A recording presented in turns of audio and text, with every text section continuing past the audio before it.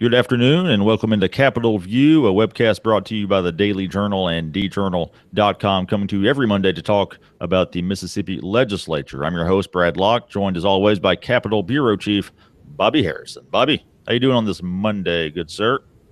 All right, Brad. Uh, I would rather talk about basketball. I spent all weekend watching basketball, but I know that we got to talk about politics and the legislature. So let's get at it. Oh, we can talk basketball if you want. I watched a good bit too. I found that I mostly now just watch it on my phone or my computer because it's so easy to switch between games on the app or on the website. Plus, my family hawks the TV. But it was some good basketball this weekend, Bobby. Unless you're a Duke fan, There was some good basketball. perhaps. Even I know it's NIT, but Ole Miss had I thought a very good win for that program. Yeah, one win away from going to New York. But yeah, let's talk about state politics here, Bobby. Let's start with something that happened. I'd rather talk about basketball, believe me. But let's talk about something that happened Thursday down there at the state capitol. There's a big rally for public education. A bunch of public education supporters were down there, and they met. I think it was the second floor rotunda, and there was maybe 500 people there. But pretty good turnout. Yeah, that was from the 500 people came from people using the app on their phone with interested in which there's an app now that even judges the size of the crowd using some scientific data, I guess. And so that's kind of how it got to that number of 500. Nice. And it coincided with what other people said too. But it was a fairly big rally. People who were in support of full funding of education, also people who were expressing reservations about the legislative leadership's plan to rewrite the education funding formula, the Mississippi Adequate Education Program. They were a good rally, and it was a vocal group. Some Republicans and Democratic legislators were involved in the rally, and then there's a lot of people from Northeast Mississippi who played a key role. Yeah. A lot of Northeast Mississippians up there. And you mentioned legislators. Hob Bryan, Democrat from Amory, was there. Then you had Chad McMahon, Republican from up this way, that was also in attendance, to kind of showing some bipartisan support there. And you mentioned Tupelo and Northeast Mississippi being represented, and of course Jack Reed Jr., the former mayor of Tupelo, he spoke, but also a kid named JT Grist. He's in middle school, Bobby, and he got up and spoke in front of like 500 people, which honestly for me that would be terrifying, and I would probably chicken out. So kudos to him for doing that. What did he have to say? In eighth grade. Yeah, in eighth grade, he spoke about how he made some good points. He spoke about how the Tupelo school system was a relatively affluent school system as far as having local money to do things that some school districts didn't have the money to do, and he said that's why state funding was so important so all school districts would be kind of equal, and you wouldn't be penalized for being born in a poor area of the state.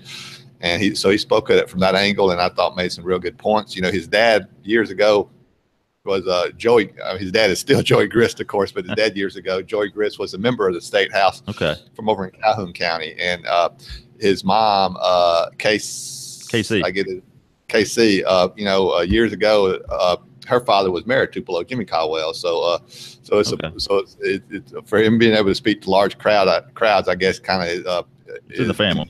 It is DNA. Yeah, right. That's right. Yeah, and KC is running for a city council here in Tupelo. And Jack Reed Jr., as I mentioned, he spoke as well. Former Tupelo mayor, local businessman, very well known, and his support of public education and his dad's support of public education, the late Jack Reed Sr., both no secret there. And Jack really drove home the point that it needs to be a bipartisan issue. Does not need to be partisan politics. And he also said it's an economic issue. That's kind of the thrust of his message, wasn't it? Yeah, that's right. He said, as you said, it shouldn't be a partisan issue. He said it shouldn't be a bipartisan issue. It should be a nonpartisan issue.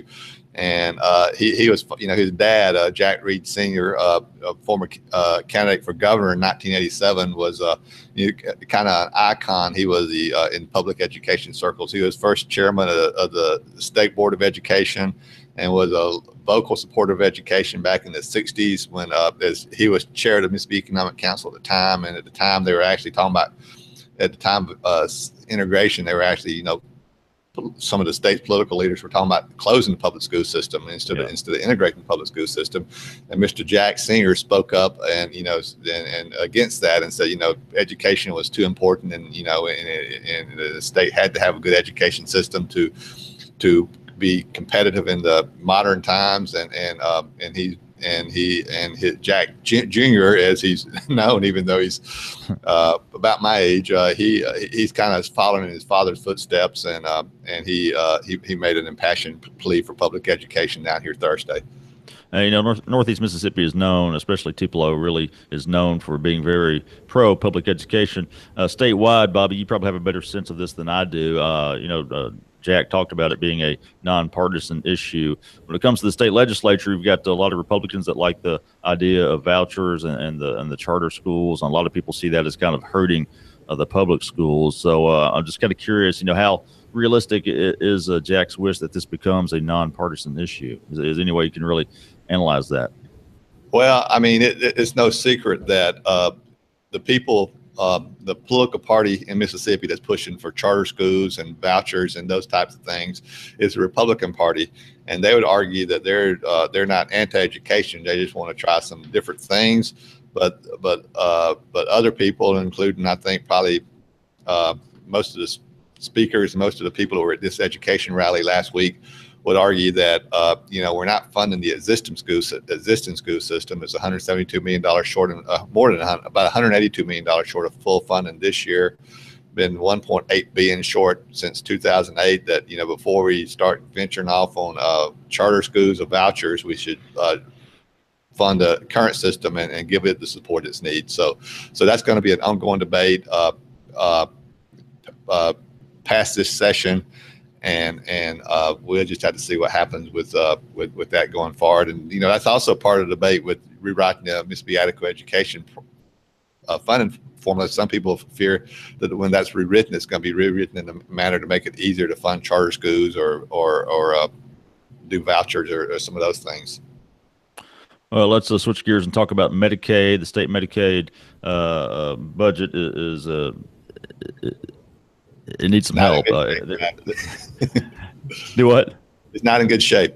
No, it's not. You had a story Sunday talking about they need almost $90 million in additional state funds just to make ends meet by the end of this current fiscal year, which ends June 30th. Bobby, at this point, there's some legislation left that could get them about half of that. So looking pretty bleak from their standpoint. Yeah, it is. And, Medicaid, it's kind of like it's just sort of a yearly thing that there's a deficit each year, and it just kind of carries on from year to year. But this deficit may be the question is whether this deficit is going to be too big to make it to next year. When John Reed, the chairman of the House Appropriations Committee, said that they were, the plan was to put about 42 million towards the $90 million deficit. Somebody asking how could they get through the end of the year if they did that, and he said on the House floor what they could do is just not write checks until starting say in May or June, just stop writing checks, and then once the new fiscal year begins on July 1st, they could pay their bills and just not pay. In other words, just not pay their bills for a couple of months. So what that means, people need to stand back and remember what Medicaid is. The only people that gets paid money through Medicaid are healthcare providers, doctors, hospitals, pharmacists. So if the state does what Reed talks about, say somebody a Medicaid beneficiary may go to the doctor or be in the hospital in May, and the hospital will send a bill to the state, and the state just won't pay the bill for a couple of months. And so maybe they can get by with doing that. We'll just have to see. The other option would be is for the governor to make cuts. And the governor also has the option to raise taxes on hospitals to make up for a deficit. So, I mean, there's not a good scenario, if the state can't provide more money for Medicaid.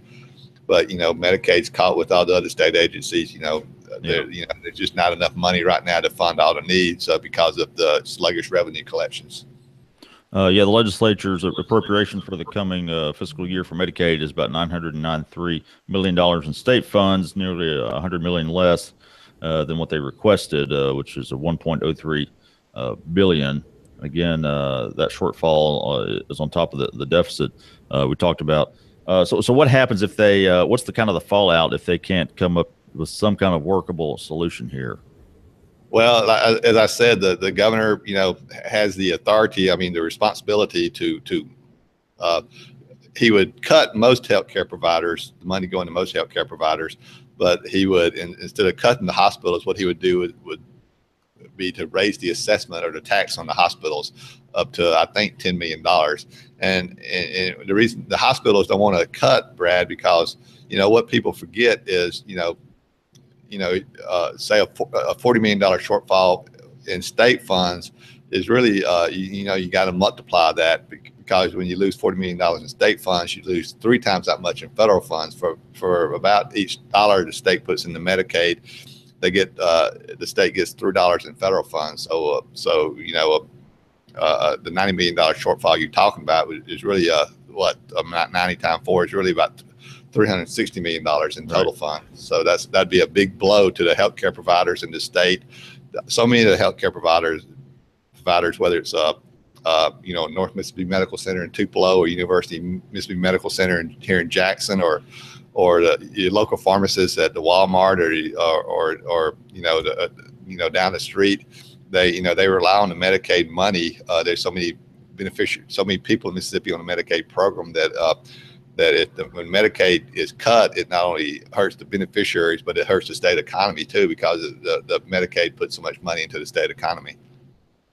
And they've got just a few days left to try to figure something out, because Saturday it is, I think, Bobby, the deadline for them to come to some kind of a budget accord. Is that right?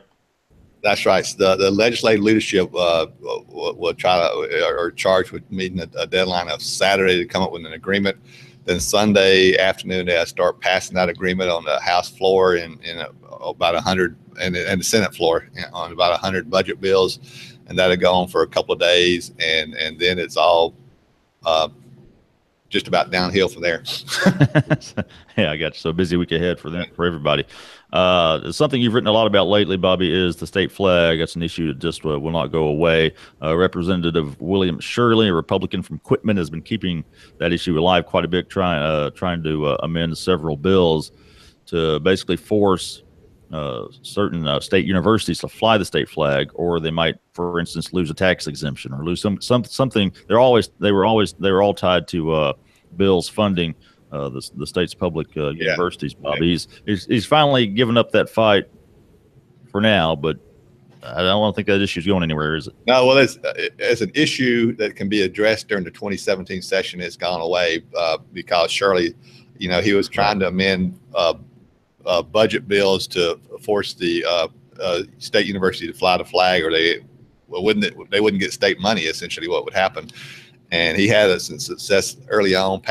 He was able to amend one bill to put a condition on the universities that they had to before they could get a certain service, they had to fly the flag. But then the leadership, led by Speaker Gunn and House Ways and Means Chair Jeff Smith and others, began to change the votes on the House floor and beat back those amendments. They essentially defeated all the amendments, all his efforts to amend budget bills and bond bills. And so there's not any other opportunity to redo that this session. But it's an issue that's going to be back before us or talked about in the coming years, and it's not going to go away.